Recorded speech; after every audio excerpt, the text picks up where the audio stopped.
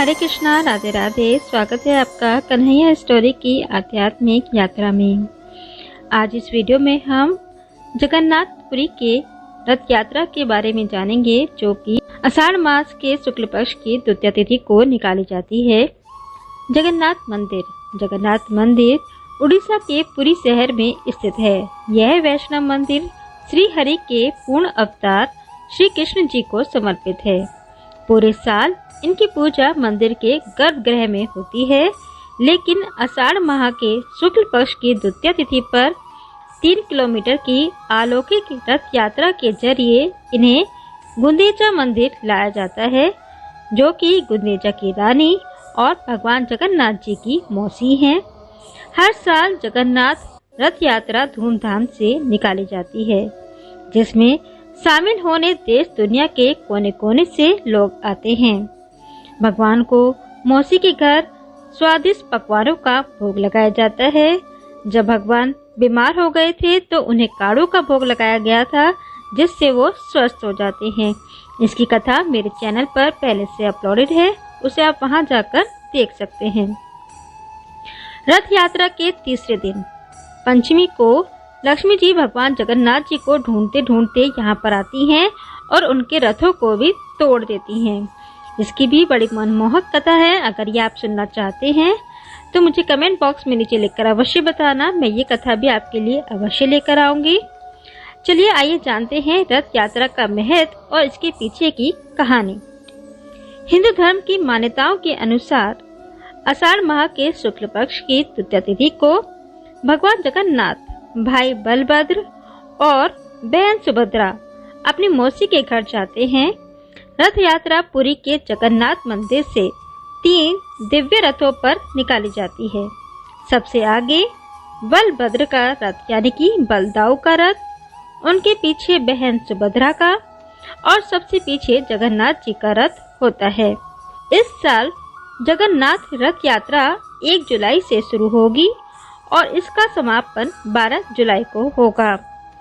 धार्मिक मान्यताओं के अनुसार जो भी व्यक्ति रथ यात्रा में शामिल होकर इस रथ को खींचता है, उसे 100 यज्ञ करने के बराबर पुण्य प्राप्त होता है और मोक्ष की प्राप्ति होती है। वह जन्म मरण के चक्कर से छूट जाता है। अब आइए जानते हैं कि रथ यात्रा क्यों निकाली जाती है। पद्म पुराण के अनुसार भगवान जगन्नाथ जी की बहन ने एक बार नगर देखने की इच्छा जताई। तब जगन्नाथ जी और बलभद्र अपनी लाडली बहन सुभद्रा को रथ पर बिठाकर नगर दिखाने निकल पड़े। इस दौरान वे अपनी मौसी के घर गुड़ीचा भी गए और यहाँ 7 दिन तक ठहरे। तभी से जगन्नाथ रथ यात्रा निकालने की परंपरा चली आ रही है। नारद पुराण और ब्रह्म पुराण में भी इसका जिक्र है।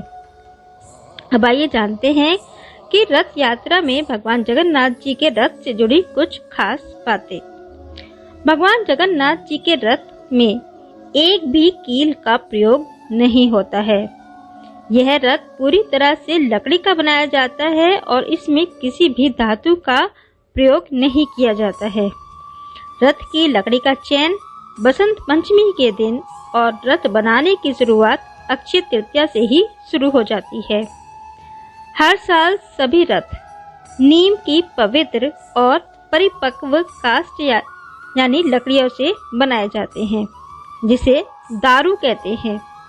इसके लिए नीम के स्वस्थ और शुभ पेड़ की पहचान की जाती है, जिसके लिए जगन्नाथ मंदिर की एक खास समिति का गठन करती है। इन रथों में रंगों का भी विशेष ध्यान दिया जाता है।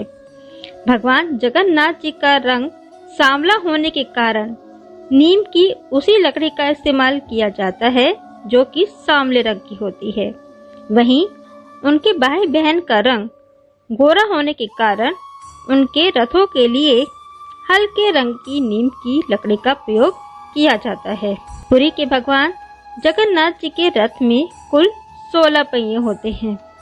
भगवान जगन्नाथ जी का रथ लाल और पीले रंग का होता है और यह अन्य रथों से बड़ा भी होता है। भगवान जगन्नाथ जी का रथ सबसे पीछे चलता है।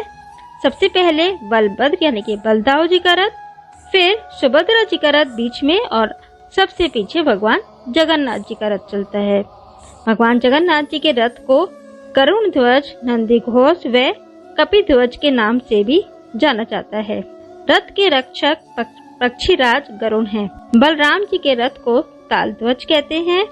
इस पर महादेव जी का चिन्ह होता है और रथ के रक्षक वासुदेव व सारथी का नाम मताली है। सुभद्रा जी के रथ का नाम देवदलन है। इनके रथ पर देवी दुर्गा का चिन्ह होता है और रथ की रक्षक जय दुर्गा व सारथी अर्जुन होते हैं। कुछ जानकारी कैसी लगी नीचे कमेंट बॉक्स में लिखकर अवश्य बताएं। राधे राधे।